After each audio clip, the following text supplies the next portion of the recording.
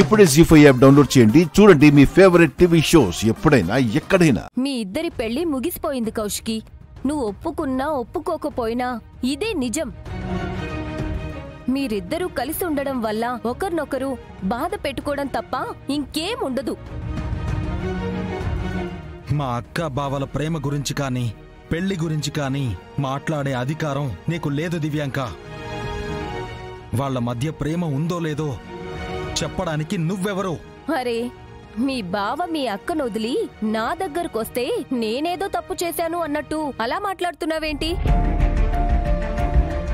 మా అన్నయ్య అసలు ఇక్కడికి ఎందుకొచ్చాడు, ఎవరు ఎవరికి ఫోన్ చేస్తే ఇదంతా జరిగిందో నాకు తెలియదనుకుంటున్నావా?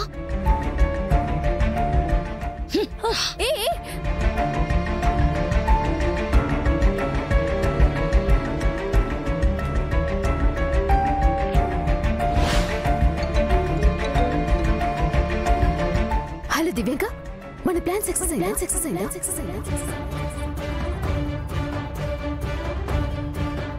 వదిన సురేష్ అనే మీద అరిచేసిందా? ఇద్దరు తిట్టుకున్నారా? అయితే అన్నయ్య ఇవాళ ఇంటికి రానట్టే కదా? పోనీలే, అనుకున్నది సాధించాను. లేకుంటే ఎంతగా వద్దని చెప్పినా యానివర్సరీ చేసుకుందాం అనుకుంటారా? ఇప్పుడు ఎలా యానివర్సరీ చేస్తారో నేను కూడా చూస్తాను. 10 నిమిషాల్లో ఇంట్లో ఉంటాం నిషి. అప్పుడు చూద్దువు గాని ఎలా చేస్తామో.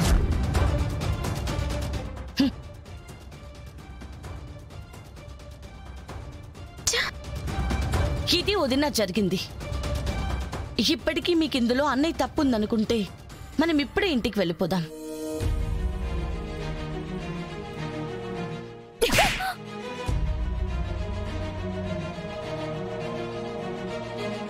ఇంకోసారి ఇలాంటి పిచ్చి పనులు చేస్తే చంపదెబ్బతో ఆగును దివ్యాంక.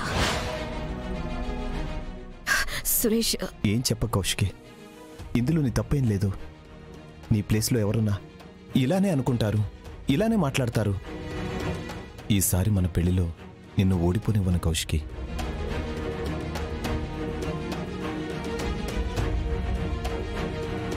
చూడు దివ్యాంక, నువ్వు మా వదిన జీవితంలో కలకలం సృష్టించాలని చూస్తే నేను నీ లైఫ్లో సునామీ సృష్టిస్తాను.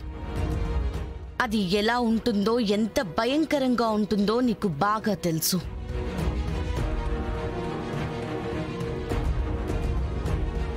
లేదు నువ్వు మర్చిపోయానంటే చెప్పు, ఇంకోసారి ఎప్పటికీ గుర్తుండిపోయే గుణపాఠం చెప్తాను. సరేనా? ఇప్పుడు బుద్ధిగా ఇంటికి వెళ్ళు.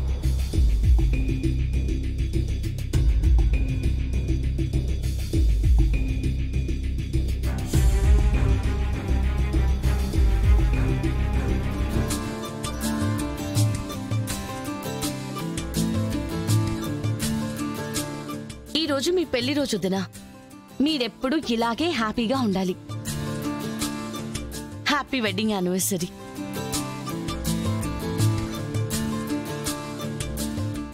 జీ5 యాప్ డౌన్లోడ్ చేసి అన్ని ఎపిసోడ్స్ పూర్తి ఉచితంగా చూడండి.